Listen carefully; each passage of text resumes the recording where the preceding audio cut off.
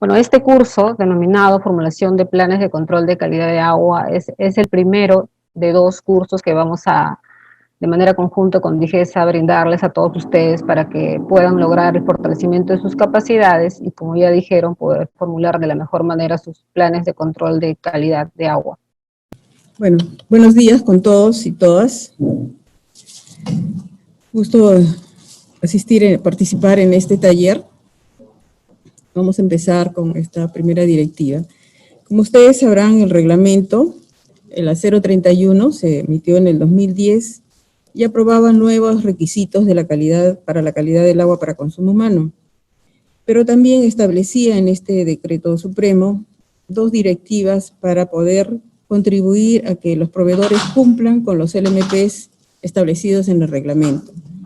Una de las directivas es la Directiva Sanitaria, la 058, cuyo objetivo es establecer los lineamientos para formular, aprobar y aplicar los planes de control de calidad por los proveedores de agua para consumo humano.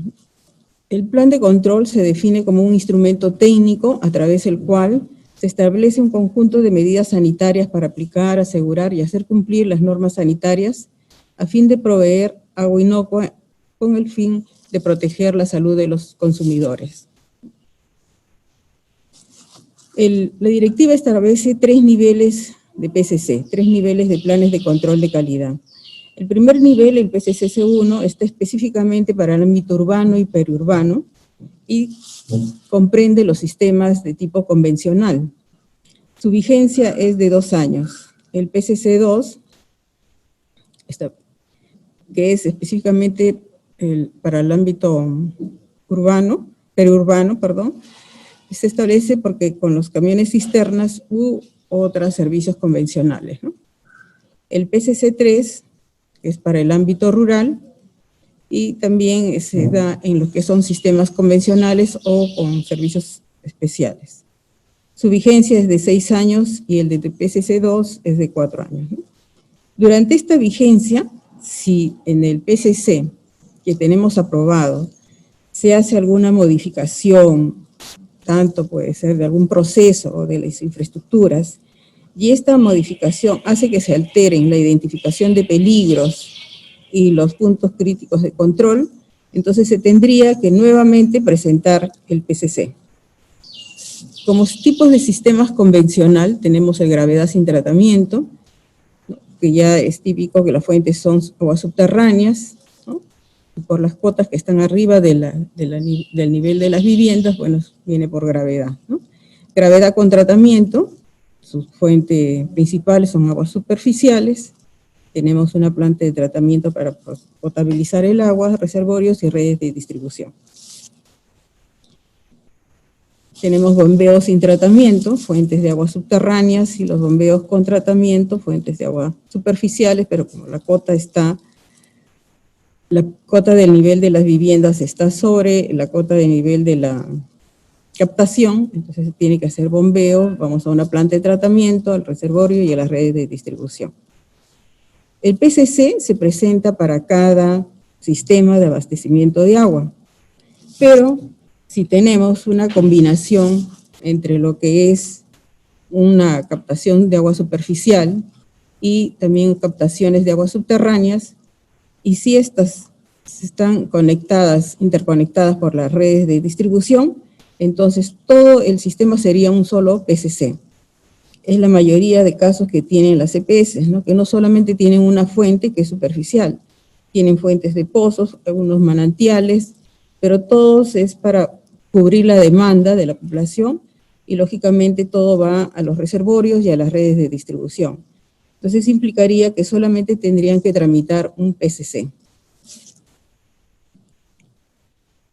Igual, el plan de control de calidad del agua para consumo humano se sustenta en la metodología de los planes de seguridad del agua, la que establece y considera identificación y priorización de peligros y riesgos en el sistema de abastecimiento de agua desde la conexión hasta la cuenca. Establece y considera también procesos para la verificación de la eficacia y eficiencia de la gestión en los sistemas y el control de la calidad del agua, y también lo que hace un análisis de puntos críticos de riesgos, de peligros y puntos críticos de control.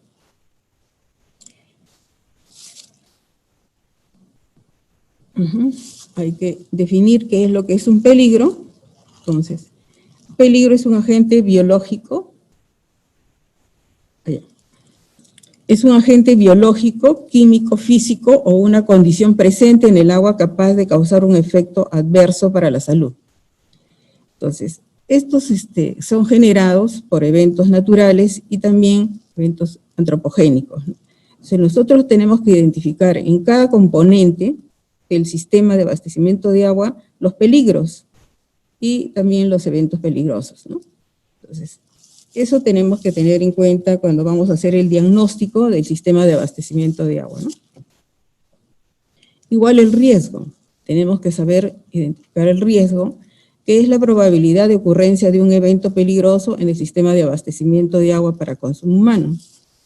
Es la probabilidad que se dé este evento, pero también es la gravedad con que se puede contaminar el agua y por ende hacer traer consecuencias en la salud de la población, ¿no?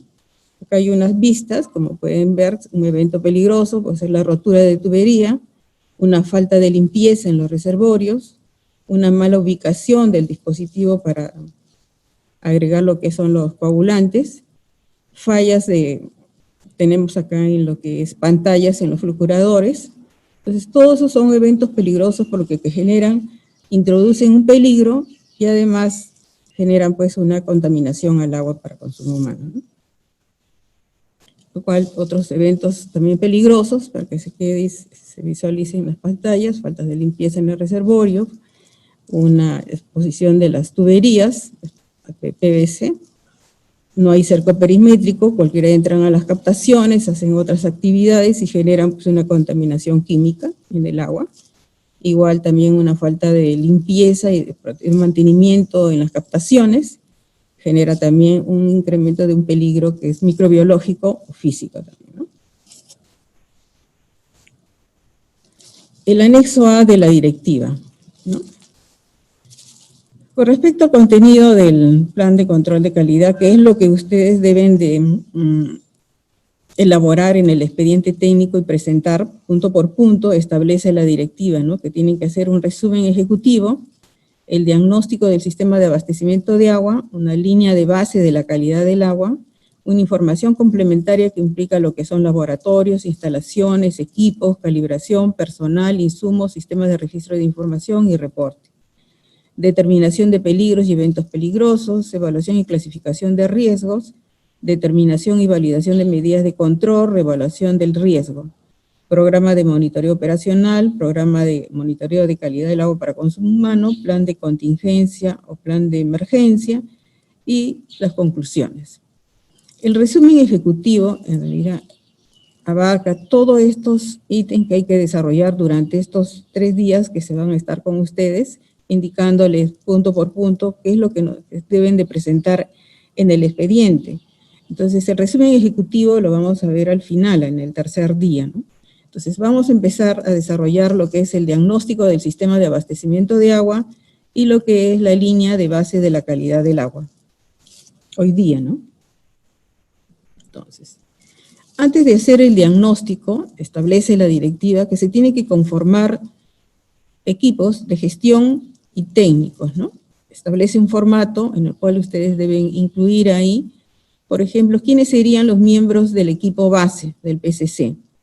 Entonces empezamos, que es la EPS, entonces tendría el gerente general, tendría que liderar el equipo, hay un gerente de operaciones para dirigir las acciones, el jefe de división de mantenimiento para dirigir las acciones de mantenimiento, el ingeniero responsable de la elaboración del PCC.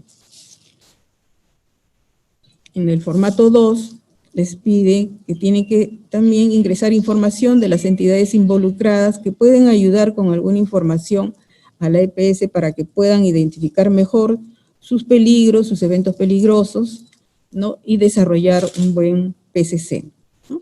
Entonces tenemos a la SUNAS, que es una autoridad que fiscaliza y supervisa las EPS, la persona de contacto sería el gerente de fiscalización, la DIRESA, que es la autoridad en lo que es la vigilancia y fiscalización en lo que es la calidad del agua, y el contacto sería pues el director general de la DIRESA y el director ejecutivo de la Dirección de Salud Ambiental, ¿no?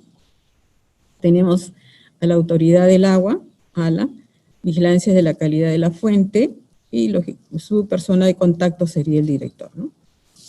Entonces, conformado este equipo, entonces se procede a hacer el diagnóstico del sistema de abastecimiento de agua, ¿no? Entonces, ¿qué es lo que establece la directiva? En el primer punto establece que deben presentar ustedes, consignar, ¿no?, la fecha de construcción y puesta en marcha del sistema. Son datos muy concretos que en los expedientes no se establece, o sea, hay muchos que no lo colocan, entonces son observados por estos detalles, ¿no? En el punto 2.2, que dice describir el sistema de abastecimiento, lo que hay que desarrollar es una descripción detallada de cada componente del sistema de abastecimiento de agua, desde la fuente, la captación, la línea de conducción, si hay planta de tratamiento, las estaciones de bombeo, si están los reservorios, las redes de distribución, al detalle, ¿no? Entonces, y estos componentes deben estar descritos y considerar sus puntos de ubicación, su georreferenciación, que también no las colocan cuando se están estableciendo o describiéndose en estos componentes. Igualmente, se les pide que deben de consignar planos al detalle de cada componente, que tampoco se consigna en los expedientes, o si los consignan en los expedientes, los planos están en una escala que no se visualiza el componente ni los detalles. Entonces, tener en cuenta ese aspecto, ¿no? Asimismo, en lo posible que uno va describiendo todos los componentes del sistema de abastecimiento, debemos ya empezar a identificar cuáles son los peligros, ¿no?, cuáles son los eventos peligrosos en cada componente, ¿no? En la fuente de agua y captación, lo que se les pide es que deben incluir ustedes o consignar lo que es capacidad de la fuente en relación a la demanda. De repente hay un déficit en ese aspecto, ¿no? ¿Cuáles son las fuentes alternas en caso de incidentes? Cambios de la calidad del agua en la fuente, medidas de protección aplicadas en la fuente, ¿no? Entonces, en lo que es procesos de tratamiento, también en estos procesos de tratamiento hay que indicar pues cuál es la capacidad instalada de la planta, o sea, cuál es su diseño, que fue la planta, está trabajando para un diseño y de repente está sobrecargada, entonces tiene que señalarse su edad, puede tener 30 o 40 años, cuál es su caudal de diseño, con qué caudal se viene prácticamente trabajando, ¿no? Igual hay fallas de acuerdo al diseño conocidas, puede haber fallas hidráulicas, fallas en la infraestructura, ¿no?, que tiene que describirse para poder que ustedes identifiquen las medidas de control, ¿no? Químicos que se vienen usando, insumos cómo están almacenados, qué cantidad de esos insumos se vienen utilizando, de qué tipo de insumo es, tiene registro sanitario o no estos insumos. Entonces, toda una descripción de lo que se usa en los procesos de potabilización. Y también por cada proceso de la potabilización hay que hacer una descripción del desarenador, del filtro, el procurador, de todos los componentes, ¿no? En lo que es el almacenamiento, igual, ¿no? También se tiene que describir cuántos reservorios se tiene, cuál es el volumen de cada reservorio, dónde están ubicados esos reservorios, georreferenciados, ¿no?, la edad también del reservorio, material de recubrimiento, accesorios, si tienen casetas de válvulas, los accesorios, el estado en que se encuentran, ¿no? Y siempre con la visión de estar identificando los peligros y los eventos peligrosos, ¿no?, en cada componente, ¿no?, y a qué son vulnerables, ¿no?, tanto para las partes naturales o también para los eventos antropogénicos, ¿no? Igual es en el sistema de distribución, tienen que establecer cuál es el límite de responsabilidad de acuerdo al sistema de abastecimiento, cuál es la población servida, los tipos de usuarios, materiales y la edad de las tuberías, válvulas de purga y problemas conocidos, ¿no? Esto también no está tan descrito en los expedientes, hay fallas en lo que es el tipo de tubería, los sectores, ¿no?, que están expuestos a estas tuberías, su edad también, ¿no? En lo que es, como les decía, en cada componente se tiene que determinar pues el peligro y el evento peligroso. Acá un ejemplo, por ejemplo, en una captación, que es un río, tendríamos peligros, por ejemplo, en el primer punto, contaminación química, debido a un evento peligroso que puede ser la minería, la agricultura o la geología. Entonces, estos peligros están asociados a lo que son vertimientos industriales con respecto a la minería, que también pueden ser pasivos, que se tienen en esa zona. La agricultura son escorrentías con plaguicidas, la geología puede ser presencia de arsénico o plomo en la fuente, ¿no? También puede haber otra contaminación microbiológica o de turbidez, dependiendo de un evento peligroso como son las actividades ganaderas o fenómenos climáticos o embalses de agua cruda, ¿no? Que lo que van a ser peligros asociados es al pastoreo de animales, lluvias torrenciales, toxinas y floraciones de algas, eutroficación, ¿no? Entonces, la contaminación microbiológica también puede deberse a un evento peligroso del desarrollo urbanístico, donde están los peligros asociados, que son vertimientos domésticos y vertidos de residuos sólidos, ¿no? Entonces, se tiene que identificar, como le digo, en cada componente el peligro, que ya lo hemos visto que puede ser químico, físico, biológico, y los eventos peligrosos, ¿no? En cada componente. Luego, en el 2.3 les piden hacer una descripción de la fuente de abastecimiento, ¿no?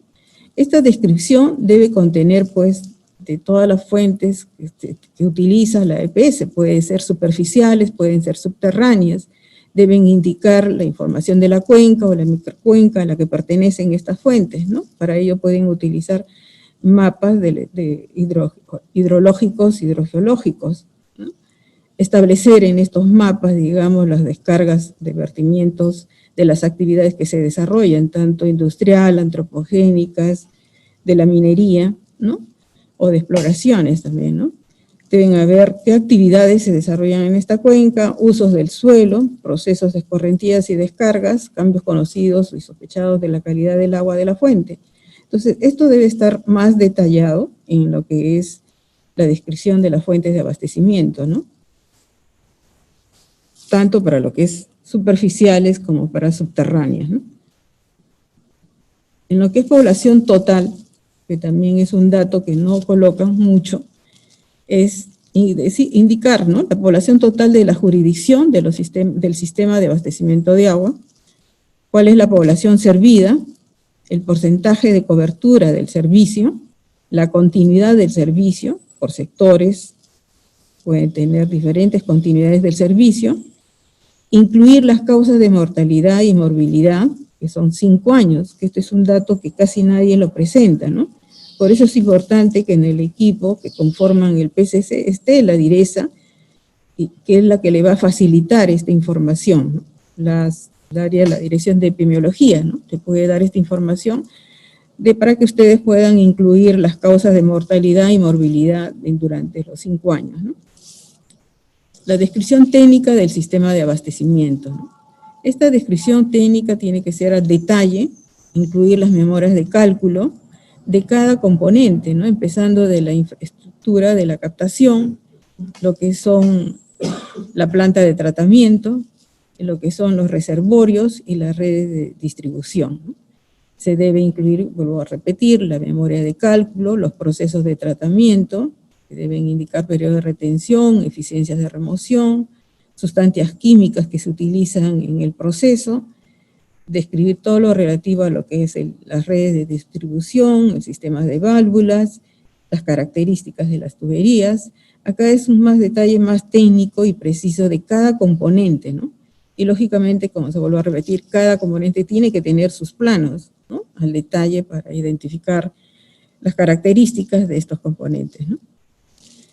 También el 2.6 le permite o exige que ustedes presenten este diagrama de flujo general del sistema, ¿no? Y que este diagrama se tiene que validar.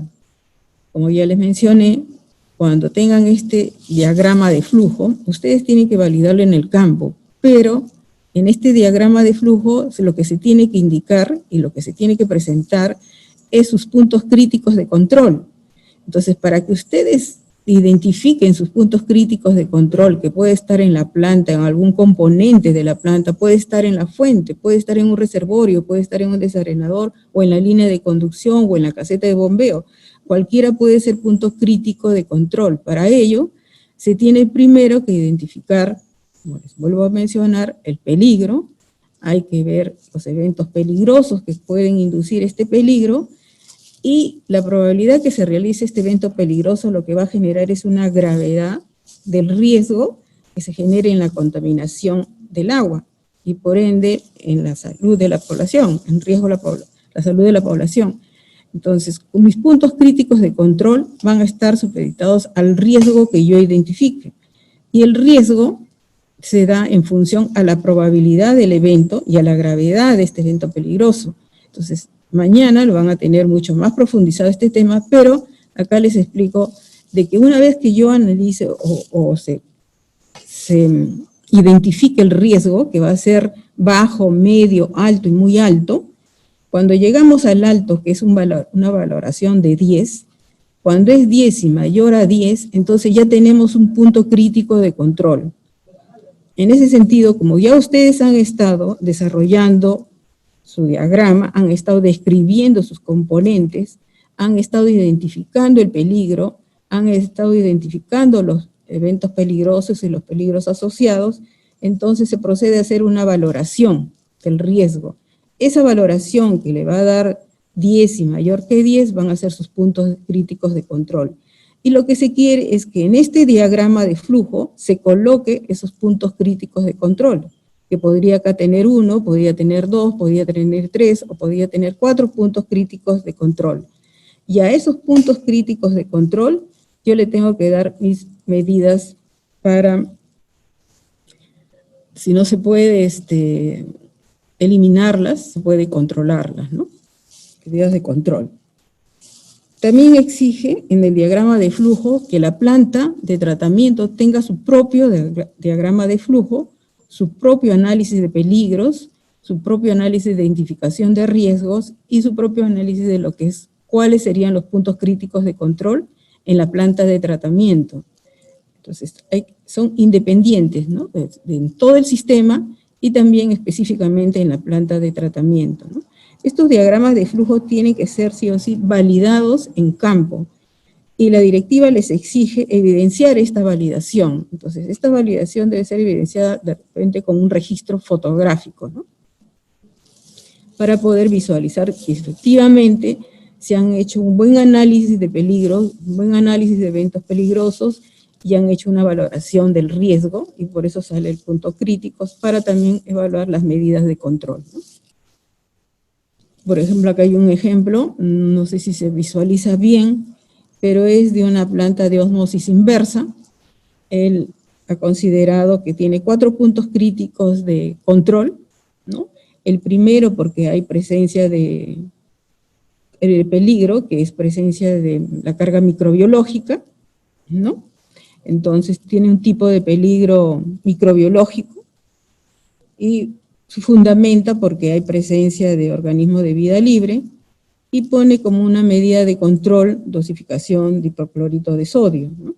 ¿Quién es el responsable? El área de mantenimiento, ¿no? ¿En qué fecha fue analizado esto? También ponen el año, ¿no? En el segundo punto crítico de control es porque si haya una falla de lo que es la energía eléctrica, entonces tenemos un peligro que es físico.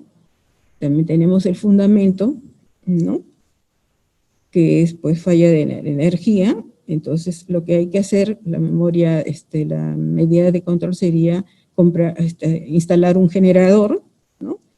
Porque para evitar, digamos, que no que se procese correctamente, se den los procesos de tratamiento al agua, ¿no? Acá también el área que sería responsable sería el área de mantenimiento, y también se consignaría la fecha, ¿no?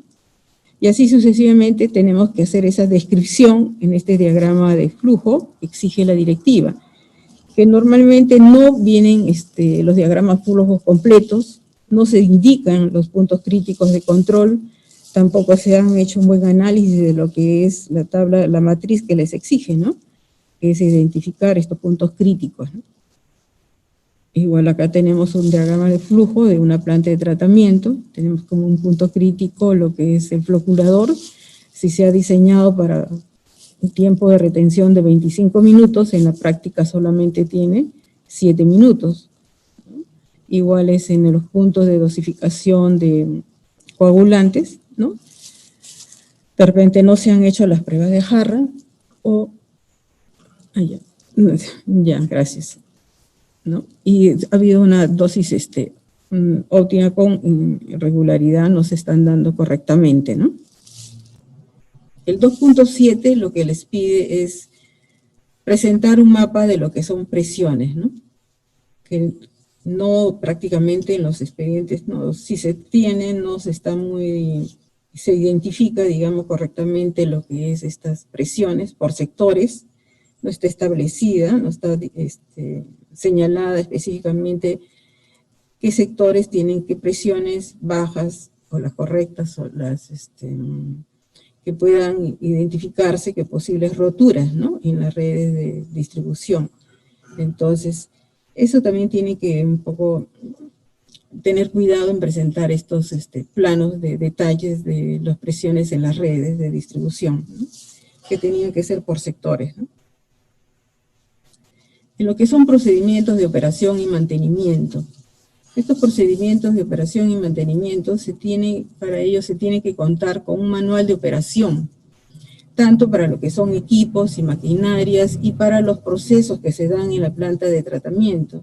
Entonces estos manuales tienen que estar desarrollados al detalle, cómo es que opero en la parte de la captación con puertas, cómo que esto se está operando en lo que es la planta, en cada proceso, en cada desarrollo de cada proceso de la planta, o sea, en cada componente, tiene que estar descrito, ¿no? Digamos, todo el proceso de su operación y de su mantenimiento.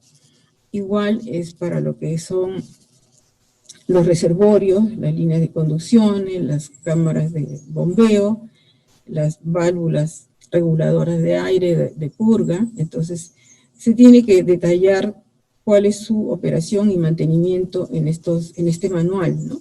Para con ello verificar la operatividad de estas unidades, ¿no? Entonces, igual en el mantenimiento regular, en el 2.9, que les exige, si bien es cierto, ahí hay un mantenimiento regular que puede ser la desinfección y la limpieza de los componentes, se debe indicar también la frecuencia, personal si está capacitado para hacer estas actividades, insumos que se estén utilizando, en todo lo que es el mantenimiento regular del sistema, por componentes, ¿no? En lo que es las autorizaciones sanitarias de la planta de tratamiento, si bien acá les exigen presentar el número de resolución de la autorización sanitaria, pero en todo caso dice la directiva señalar por qué no ustedes puedan presentar esta autorización sanitaria. Les comento que el decreto supremo, en la primera disposición complementaria transitoria, señala que los proveedores que están operando antes de entrar en vigencia el reglamento implementarán un programa de adecuación sanitaria que es el PAS, para cumplir con los requisitos establecidos en la norma sanitaria, ¿no? Entonces, para cumplir el PAS o para tener aprobado el PAS, lo primero que se tiene que hacer es aprobar el PCC. Aprobando el PCC, y el PCC se aprueba, si es que cumple los LMPs, y si no cumple los LMPs, el PCC pasa a ser un programa de adecuación sanitaria. Entonces, si se cumplen los LMPs, tengo mi PCC aprobado, entonces procedo yo a tramitar mi autorización sanitaria, mi registro de fuentes y mi registro de sistemas. Si no tengo o no cumplo los límites de los LMPs, entonces paso a proceder a tramitar mi PAS, ¿no? Y el PAS definitivamente tiene otro periodo para poderme yo adecuar y cumplir con los LMPs. Posteriormente a ese periodo recién yo podría, después de haber cumplido con mi PAS, significa que ya cumplí con los LMPs, recién podría yo tramitar la autorización sanitaria de la planta de tratamiento, el registro de fuente y el registro del sistema de abastecimiento de agua, ¿no? Esto se establece en la directiva de la 055. Entonces, acá no podrían presentar, digamos, si bien es cierto, antes del 2010, antes de que se apruebe este decreto, todas las EPS deberían haber tramitado sus autorizaciones de sus plantas de tratamiento, pero no lo hacían porque sencillamente no tenían los estudios de impacto ambiental en esa época. Salió el reglamento y también el reglamento lo restringe a que si yo no he aprobado mi PAS, en este caso para los que ya han tenido, han estado operando antes de la vigencia del reglamento, tengo que tener un programa de adecuación. Y este programa de adecuación me exige primero aprobar mi PCC, ¿no? Entonces, tener en cuenta esta directiva para poder transcribir o detallar, digamos, el 2.10, o sea, que no podrían prácticamente presentar una autorización sanitaria porque primero tienen que ustedes aprobar su PCC, ¿no? El 2.11, que es la licencia de uso de aguas, eso sí, la mayoría lo presenta, se detalla bien ahí el volumen de la fuente de agua que está siendo otorgada para lo que es el uso poblacional, y de acuerdo al requerimiento de la EPS. El 2.12, que establece una descripción de la vulnerabilidad física y antropogénica del sistema desde la fuente, prácticamente esta descripción va a salir del análisis de riesgos y puntos críticos de control que ustedes van a desarrollar en el diagnóstico del sistema, desde la captación hasta la hasta la conexión domiciliaria, ¿no? En los cuales pues se van a identificar, como digo, las amenazas naturales, que son inundaciones sísmicas, tipos de suelo, deslizamientos, o sea, que esos eventos peligrosos, vulnerables, digamos, que están en los componentes y que ustedes tienen que estar identificando. Entonces, la matriz de riesgos que se va a desarrollar le va a servir para poder hacer esta descripción, que es específica, que es el de la vulnerabilidad física y antropogénica del sistema, o sea, de cada componente. Eso se tendría que tener en cuenta cuando ustedes estén ya identificando, ¿no? Entonces, dentro de estas amenazas, tanto naturales como antrópicas, pueden hacer estos eventos peligrosos que se pueden estar dando, que ya lo hemos mencionado, que son el pastoreo de animales, o como también la capacidad instalada para tratar los contaminantes en el agua, no hay esa capacidad instalada, o también la capacidad humana y técnicas para identificar y remover estas sustancias que alteran la calidad del agua tampoco se tiene, también son como eventos peligrosos, ¿no? Entonces hay que considerar e identificar todos estos eventos en el sistema, ¿no? Para poder ver la vulnerabilidad física y antropogénica, ¿no? Entonces, eso es lo que se describe en este punto, que debe estar, que tampoco lo mencionan mucho, ¿no? En los expedientes técnicos, ¿no? En lo que es la línea base de la calidad del agua, ¿no? En la línea base de la calidad del agua tenemos primero lo que es la caracterización inicial de la fuente, pero antes se tiene que hacer una información, juntar en el 3.1, una información hidrológica, hidrogeológica de las fuentes. Tiene que presentarse un récord histórico de caudales de los últimos 5 años, con una periodicidad no menor de 6 meses, y también que estos deben haber sido estudiados en la época de estiaje y avenida. En el 3.2 se indica la caracterización inicial del agua de la fuente. La línea base de la caracterización de la fuente de agua se efectuará con arreglo a los estándares de calidad ambiental del agua para agua, que es el categoría 1. Y la caracterización de los parámetros será válido hasta una antigüedad de 3 años. Entonces tenemos la categoría 1, que es la población recreacional, tenemos categoría 1, que pueden ser aguas ser potabilizadas con simple desinfección, el A2, que son aguas que pueden ser destinadas con tratamiento convencional, y el A3, aguas que pueden ser potabilizadas con tratamiento convencional también, ¿no? Entonces, y también tenemos lo que son los laboratorios, ¿no? El informe de ensayo puede ser presentado por el laboratorio de la EPS o por un laboratorio de Indecopi, ¿no? Acreditado por Indecopi y por INACAL actualmente, ¿no? En lo que es la caracterización inicial del agua tratada, también se efectuará con arreglos a los LMP señalados en el decreto 031. La caracterización de los parámetros será válido hasta una antigüedad de 3 años. Para la aprobación de los PCC deberán presentar los 43 parámetros del anexo, que suman los anexo 1, anexo 2 e inorgánicos del anexo 3. Para la renovación del PCC deberán incluirse los 77 parámetros restantes orgánicos del anexo 3 del reglamento, ¿no? Y estos deben ser incorporados de manera gradual durante el periodo de la vigencia del PCC, que es 2 años, ¿no? Los parámetros de virus y radioactivos serán incorporados en la caracterización inicial ante el riesgo identificado en las acciones de control por el proveedor, la vigilancia de la calidad del agua y o supervisiones en la cuenca, ¿no? Igual, los puntos de muestreo representativos serán a la salida de la planta de tratamiento, reservorio, sistemas de distribución y conexión domiciliaria, ¿no? Y también debe anexarse una interpretación de estos resultados, o sea, de la caracterización que se ha hecho al agua tratada, se debe hacer una interpretación de estos resultados en el marco del que son los LMP, ¿no? Igualmente, en lo que son las fuentes de agua, también debe haber una interpretación de estos resultados, ¿no? Acá se tiene la caracterización inicial actualizada del agua. Tenemos el anexo 1 y el anexo 2, que se le exige prácticamente cumplir con estos parámetros para poder iniciar lo que es el trámite para la aprobación del PCC, ¿no? Aprobado el PCC, ya se tiene que durante 2 años estar analizando los parámetros orgánicos que establece el reglamento, que son 77 parámetros, ¿no? En ese sentido,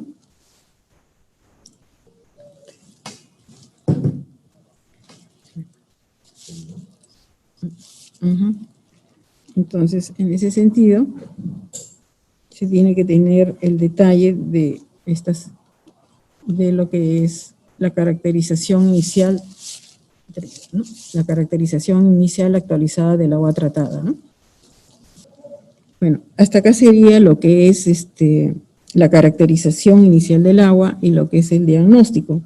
Entonces, pasaríamos, Sonia, a que hagan los de la EPS sus preguntas en función a estos temas que se han dado para poder absolverlas, ¿no? Y que sería lo más, creo que lo más práctico, hablar con ellos y absolver sus interrogantes con estos temas expuestos, ¿no?